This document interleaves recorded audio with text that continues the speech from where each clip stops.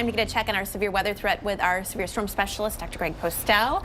And yeah, looking at a very likely scenario here in places like Iowa today. Yeah, especially later on this afternoon and evening, Julie. I think right along that warm front and perhaps even southward from there along the cold front, we got a good shot of seeing some supercell thunderstorms, which can produce tornadoes probably better than any other kind of thunderstorm.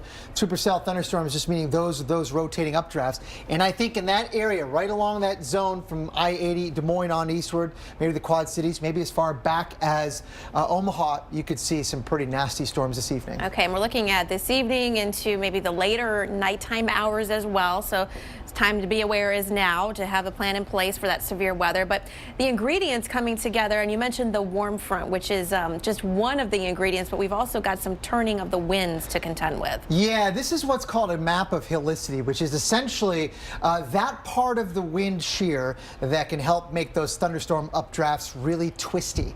And those in turn can be more effective at producing tornadoes.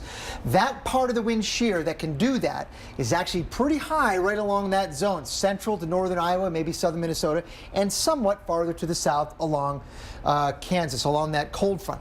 But remember, that's just one ingredient. If you look at some of the others, like for example, the instability, they're not really matched up too well geographically, right? The twistiness stuff is up here, and the buoyancy, the stuff that makes the storms really strong, kind of dislocated from that. So you have to really get right along the front, correct? Yes, there is some overlap. You're exactly right, Julie, and that does take place right along those fronts, right near that warm front and near that cold front. So if you want to track, if you want to track where the biggest storms are, it's going to be near those later on this afternoon. Okay, so certainly a large portion of Iowa really kind of under the gun as we get into the evening hours here. Yeah, and there's an interesting thing that happens, we think, later on this afternoon and evening across parts of Wisconsin and northern Illinois, where we think Chicago may not indeed see a lot of severe weather. Because, Julie, you've seen this. We've got an east wind here that's going to try to keep things relatively cool, hold back that warm front, and you get more generic thunderstorms rather than the severe. So the cool air knocks down that instability, basically, and you've not got as great of a chance.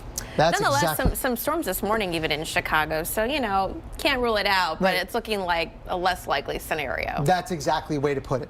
So on Friday, not tomorrow, but Friday, we've got to turn our attention back to the southwest, sort of parts of Texas, Oklahoma, and Arkansas. We've got another chance for some severe storms. And you know, some of the ingredients that are in play today will probably be in play on Friday as well. You got the familiar fronts, the warm front. You'll have a dry line, an interesting twist to it, no pun intended, but we'll be watching for severe weather in that area because of those features. Okay, so back into Oklahoma, portions of Texas, perhaps Kansas as well. All right, so another weekend of severe weather to look forward to.